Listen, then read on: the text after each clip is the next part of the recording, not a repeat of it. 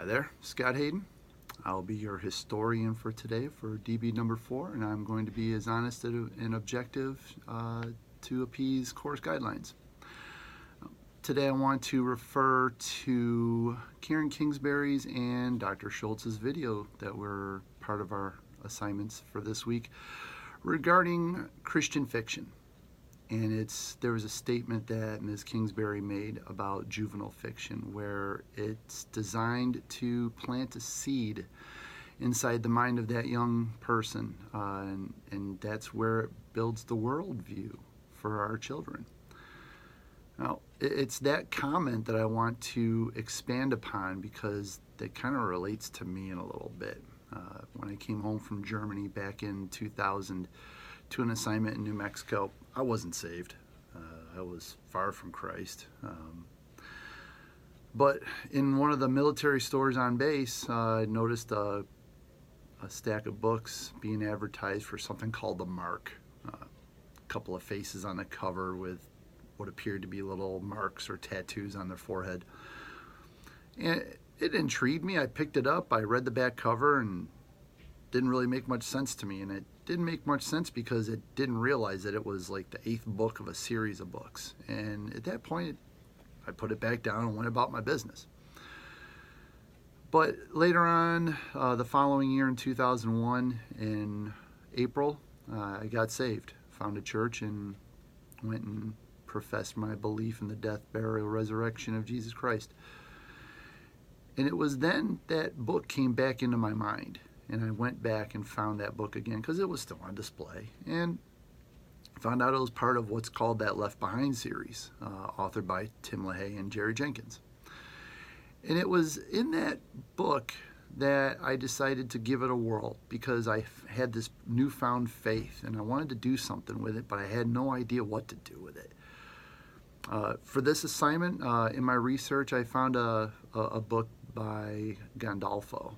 And in it, he talks about evangelicalism is fueled by Christian fiction. And it's very dependent on the author's worldview. And though I really had no idea who Tim LaHaye was or Jerry Jenkins, their worldview was pretty distinctive on what was being said in the book. Now, Gandolfo gives another example of Christian authors' worldviews when it comes to a person named Francis Rivers and a book called Redeeming Love.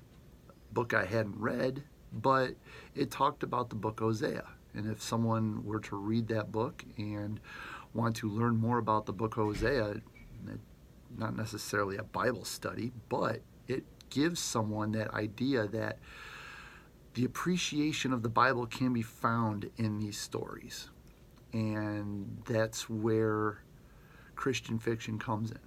It gives that baseline foundation of a worldview. I had no idea what a worldview was back in 2000 when I came home from Germany and I picked up this book called The Mark. But it started to build my worldview, and it gave me a new hunger and appreciation for the Bible. And I wanted to learn more about the Bible by reading these stories called Left Behind and Tribulation Force and Nikolai, and all the way through all 12 books and prequels and sequels.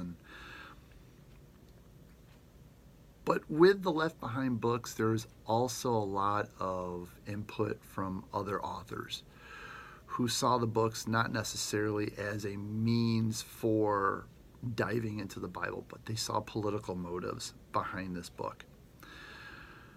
Napier-Allah wrote a white paper concerning these political motives. Now, she initially cites LaHaye and Jenkins during an interview that they say that the Left Behind books are a literal interpretation of prophecy. And that's what I took out of these stories because it helped me learn more about the Bible in the books of Revelation, from the book of Daniel and Ezekiel and Jeremiah and all the other books that are referenced. But with that literal interpretation of prophecy, there's also a deep theological message of something called dispensationalism. And within the dispensational viewpoints, there's the area called premillennialism. And this is the worldview that LaHaye and Jenkins were espousing in Left Behind, with that premillennium rapture of the church prior to the tribulation. Now, this goes against the mainstream church's version of postmillennialism, where they expect the rapture to be at the end of the tribulation. But there are other political issues involved in the storyline as well, such as Christian Zionism, which is the unconditional support of the nation-state of Israel. The storyline opposes globalism. It opposes the idea of a one-world government, one-world economy, as well as a one-world religious system. The books are staunchly pro-life. They're anti-feminist in certain areas, as well as anti-LGBT.